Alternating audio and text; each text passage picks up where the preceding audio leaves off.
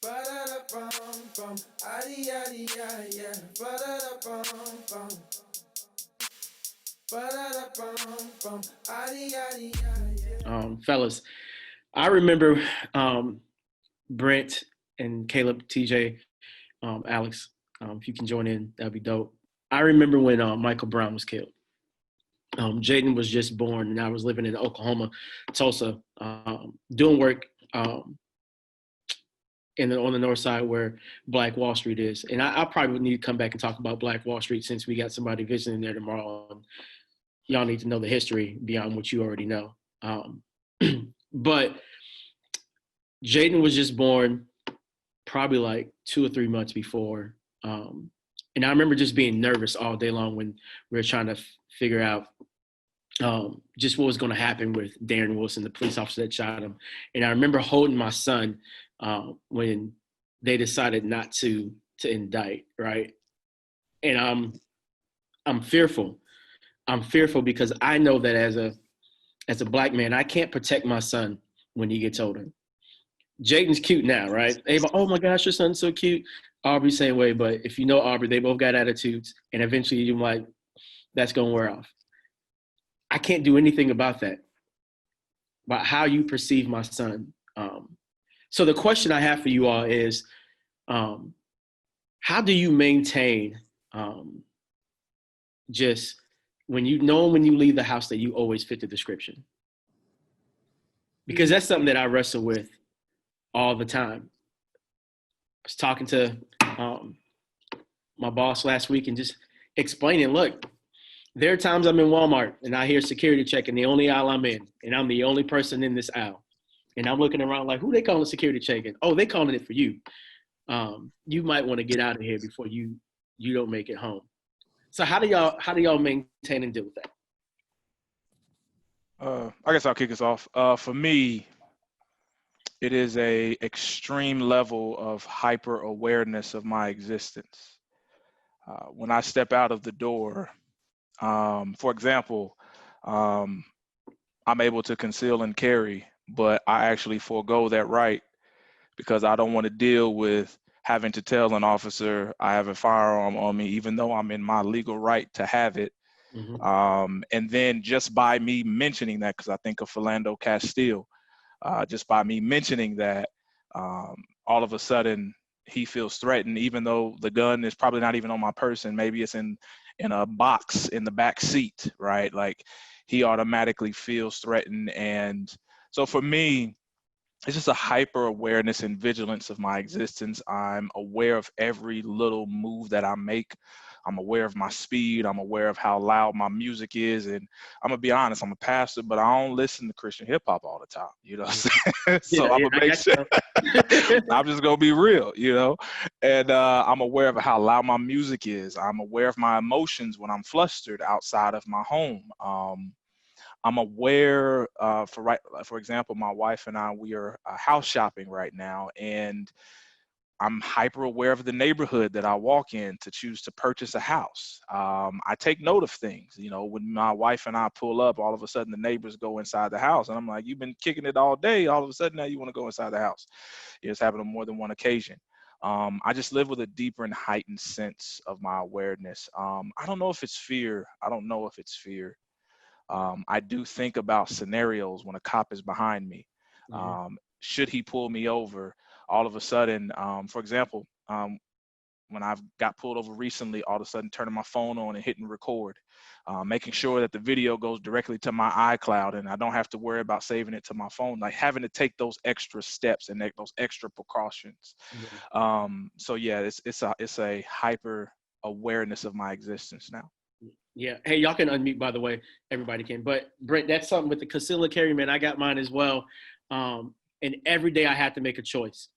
Man, if I leave this house with this gun and I get pulled over, like, what is that altercation going to be? It's something that I have to have these conversations. And now with the whole thing of people getting hung across the country and being ruled suicides, and I go, you know what? I have to start carrying this thing on me because my goal every day when I wake up is to make sure that I lay down at night in my own bed.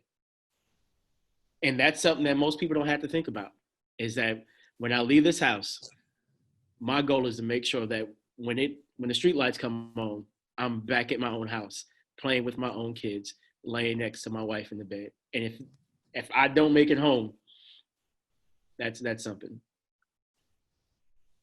Yeah, I was about to say I'm right there with Brent on that one.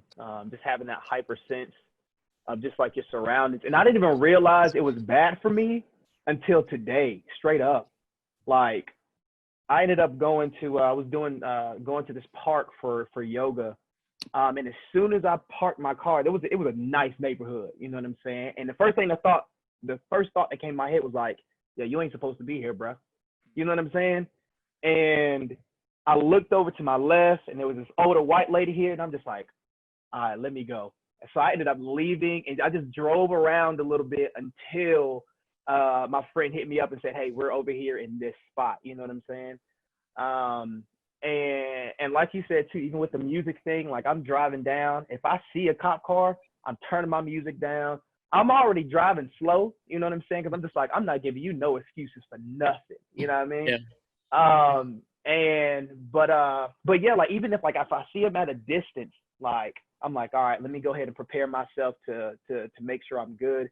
And I think even the other day, like when I was driving and I saw a motorcycle cop. You know, if they stop you, like you get the ticket. I don't care. I don't care who they are. I don't care how nice they are. You get the ticket.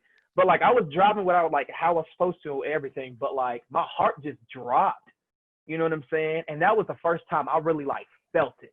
Yeah. And I was like, oh snap! Like this isn't something that's like that just came today. This is something that's been building up over these years. You know what I'm saying? And it just really hit me hard. And like I'm in the process of getting my gun, and it just makes me nervous. You know. Yeah. And I don't want to do it, but at the same time, I'm just like, you ain't gonna like. Well, I'm not talking about the cops. I'm talking about these random people that's been killing people too. Like you ain't gonna catch me. You ain't gonna catch me slipping. You know what I'm saying? Yeah. So it definitely brings this super hypersensitive to you, and then also like I didn't realize how bad it was until I remember my mom asked me to cut my hair, and I was still in my 20s. You know what I'm saying? I mean, like, you and I have in your 20s, aren't you? oh. Like, what you talking about? Like, so Sorry, my Man, bad. I'm in like you had to bust them out like that, I'm in bro. like look, I got my last one. Look, I'm in my last Easy, year. Last bro. year in my 20s, you know what I'm saying? No, but like in my early 20s, like I just remember her wanting me to cut my hair, you know what I'm saying? Because it just like not because she didn't like it, it's just because she just really felt like that's something that would attract others, you know what I'm saying? And I was just like, yo, that's crazy that my mom would even want me to do that, you know what I'm saying? Just because where she was. And then even the fact of, and I'm just gonna throw this random piece out there too, because we think about us, like my mom, when she found out she was having a boy, when she was pregnant, she found out she was having a boy. She was just like, Caleb, I prayed so hard because I knew the world that you were coming in. And I was like, oh, you know, and now like I really see it. So Yeah. this thing is real. Yeah. imagine that boy being 10, 5'3", and 120 pounds. That's Yeah. my son looking like a whole teenager. He's Right. 10. Right. Asa is taller than me, and I'm short, so it is what it is. But Quite all right. but I mean, I think about those things. Those are things I think about all the time. Even when other kids are playing with my kids, I remember Jaden played t-ball, and this kid made some comment about black people, and his dad was there, and his dad eyes got big and looked at me. He was like, "Oh, I'm so sorry." I said, "Man, your kid's 5. I'm cool with that. But if you say that though, we're gonna have to have a whole nother discussion." And so like I don't mind moving furniture with you today, if I need to over some comments. And so let's move on.